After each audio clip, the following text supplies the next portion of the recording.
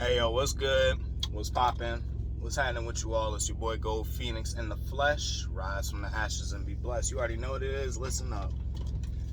Look, if you somebody like me, this coffee, right?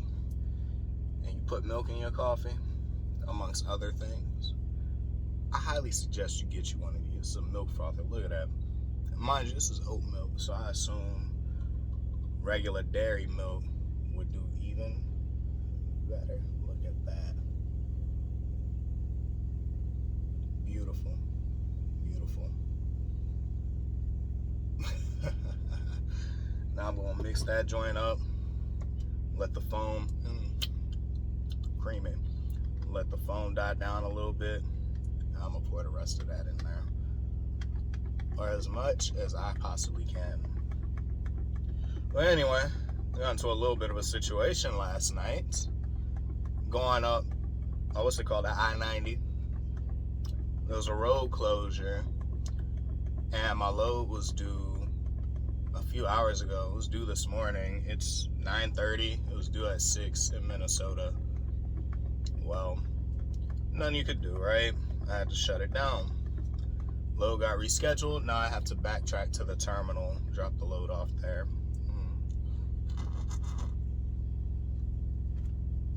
That's delicious. I had to take it back to the terminal and move on from there. So hopefully this doesn't end up screwing up my entire week. I did have a solid week as far as pay goes. The settlement came through, not too good, not too bad, for not being able to work as effectively as I wanted and running heavy and spending a ton in fuel. I mean, I don't usually talk about numbers, but 2,400. I'm not mad at it. It was okay. It's decent. Check this out. Beautiful. Oh, I love this thing. Now, typically I would clean this right away, but since I'm going to the terminal anyway, I'll just clean it there. I'm only 80 some odd miles away. But that's not what I wanted to talk about. I wanted to discuss a question, or I guess really a request that was given to me by one of you lovely guys or gals, whatever. Now you'll know who you are. Your name escapes me at the moment. I'm really bad with names sometimes when I start to talk about this, but one of the things that I was asked to talk about is essentially what we will refer to as the algorithm. Some will call the matrix, others will call the system. I use all terms interchangeably. That's not going to do much. Here's the thing, right? When you come to a company, they don't know you. They don't know your work ethic. They don't know what you're about. They don't know what you're trying to do. They don't even know why you're here for real, right? So you got to put in time. Make a name for yourself. Give them the opportunity to feel you out. And give yourself the opportunity to feel them out. Really decide if this is for you or not. I know a guy who recently hit me up, just went to a company for a week. Been there 7 days, decided, nah, this ain't gonna work. Now trying to come on to my company. My company won't hire them because they have a spotty work history, which I don't blame them for at all. I mean the company, not the guy. I don't blame them for not hiring them. It's like, yo, bro, like, does anything ever work for you? Ever? How is it that you've been with this mega carrier all this time and have no real desire to leave? Because people tell me I need to leave my company all the freaking time. You're getting screwed. You could do so much better.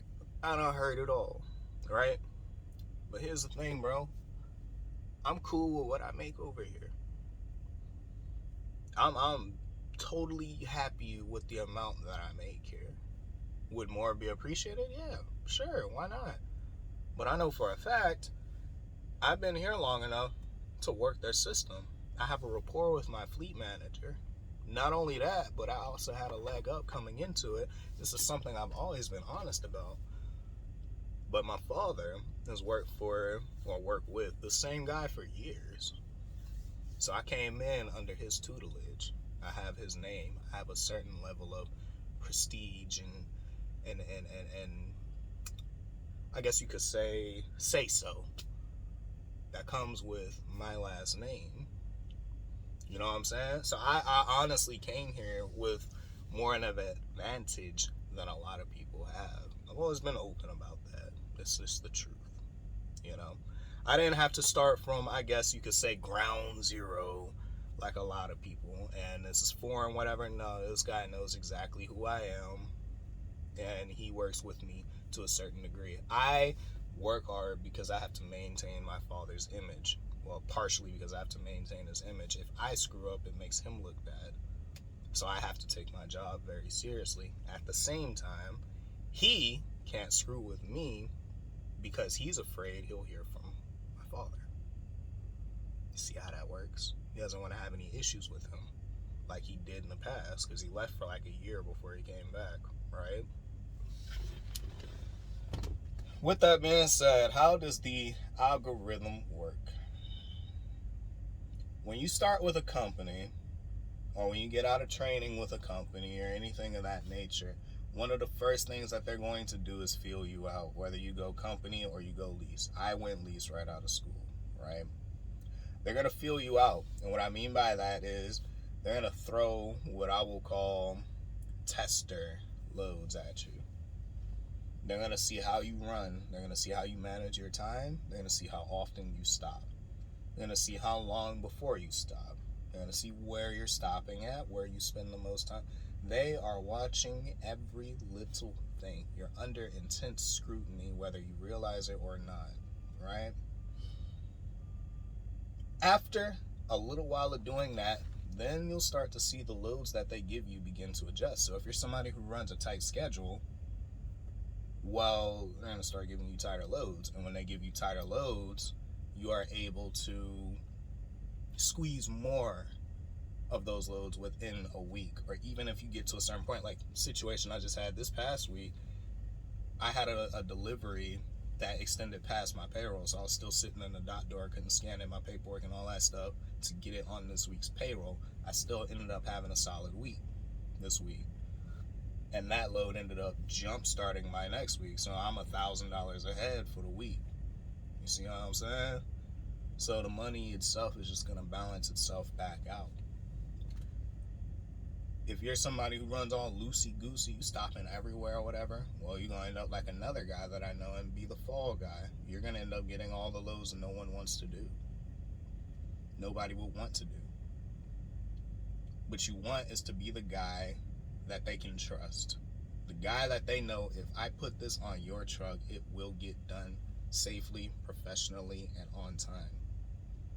You don't want to be the guy where if you send a message and your truck number come across their computer, they're looking at it like, ugh, not this guy again. You don't want to be that. Take your job seriously. Do what you need to do so that you can get what you want out of the company. And you don't end up needing to be one of these guys who job hops and has to constantly start over and over and over and over again, because everything I just explained about being felt out, giving you tester loads or whatever, that happens every time you go to another company. What's that noise? That happens every time you go to another company. And then you're wondering, well, why can't I make no money? Trucking is a scam and all this other stuff. You didn't put your time in. You didn't pay your dues, as some would say. Let me tell y'all something. I've only ever applied to one company, one trucking company, put it like that. I've only ever worked for one. I'm still with the same company I started with 3 years later. I do great. So when I hear people making these certain complaints, like some are valid, but as far as, oh, you can't make money, you can't do this and that with them or whatever, I'm sitting here like, I don't know what you're doing. It's probably you. I can't relate to a lot of issues these cats have. I definitely don't have money problem. I'm like, come on, dude. This one thing me and my fleet manager are going to do is get paid. If you are not, and we are at the same company with the same freight network, the same opportunity. The only real variable is what kind of truck you drive and the fleet manager. Really? It's probably you, more likely than not. Sit down and really evaluate. I guarantee if I look at your logs, I can find out why you ain't making nothing. Just food for thought. But anyway, I'm about to go ahead and enjoy this coffee out of my Peterbilt mug, because class pays. And I'm about to go to the terminal, and what happens after this, I do not know. Succulent. Anyway, as I always tell you guys, be happy, stay blessed. Do not be afraid to make drastic changes in your life. It might end up being the best decision you ever made. I am the one and only. Number 4, none to come. Right? The one and only